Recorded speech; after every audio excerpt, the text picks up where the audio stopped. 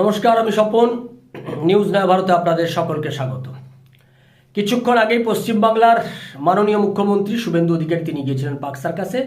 আর park সার্কাসে গিয়ে তিনি কড়া বার্তা দিলেন যে পার্ক সার্কাসে যে ধরনের ঘটনা ঘটলো এটাই যেন শেষ ঘটনা হয়, পশ্চিমবাংলায় যেন এই ধরনের ঘটনার কোনো পুনরাবৃত্তি না হয়। তিনি কথা মনে করিয়ে দিলেন যে কাশ্মীরে যে পাথর ছোড়ার ঘটনা, যে ঘটনাটা বন্ধ হয়েছে, পশ্চিমবাংলার পার্ক সার্কাসে গতকাল যে পাথর ছোড়ার ঘটনা ঘটলো এবং পুলিশের ওপর আক্রমণ করা, আধা সামরিক বাহিনীর ওপর আক্রমণ করা, যেটা একটা স্বাভাবিক ঘটনা ছিল পশ্চিমবাংলার স্বাধীনতার পরবর্তীকালে ভারতবর্ষেরও বিভিন্ন প্রান্তে প্রান্তে এটাকে স্বাভাবিক বলে ধরে নেওয়া হতো। নির্দিষ্ট একটা কমিউনিটি তারা যখন আক্রমণ করতেন তখন পুলিশ মুখ আর বধির হয়ে থাকতো। পুলিশ সেই বিষয় সম্পর্কে পুলিশ কোনো ভূমিকাই পালন করতেন না। পুলিশ জড়ভরত হয়ে দাঁড়িয়ে থাকতো, পুলিশের ওপর আক্রমণ নেমে আসতো, পুলিশকে কোনো কাজ করতে দেওয়া হতো না। এই ধরনের একটা ব্যবস্থাই গোটা দেশের বিভিন্ন জায়গায় চালু ছিল।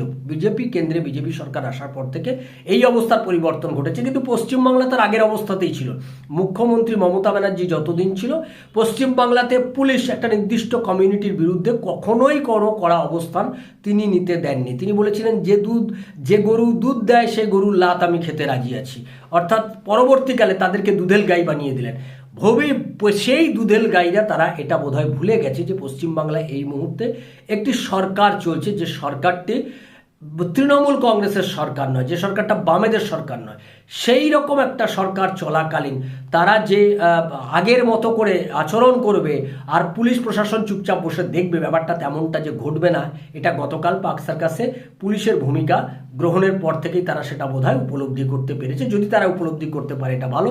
যদিও কিছু পুলিশ আধিকারিক এবং কিছু বাহিনীর লোকজন, আধা সামরিক বাহিনীর লোকজন তারা আহত হয়েছেন। শুভেন্দু অধিকারী তাদেরকেও দেখে এসেছেন। ডিসি অফিসে বসে আজকে তিনি কড়া বার্তা দিলেন পুলিশ আধিকারিকদের।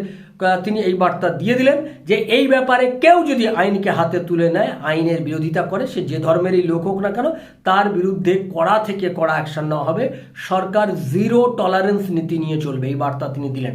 এখন আমাদের দেখা যে এই যে ঘটনাটা পার্ক সার্কাসে ঘটলো, যার পেছনে ইন্ধন রয়েছে, কিছু রাজনৈতিক দলেরও ইন্ধন রয়েছে বলে শোনা যাচ্ছে, সেক্ষেত্রে আগামী দিনগুলোতে এই ধরনের ঘটনা ঘটানোর আরও প্রবণতা থাকবে।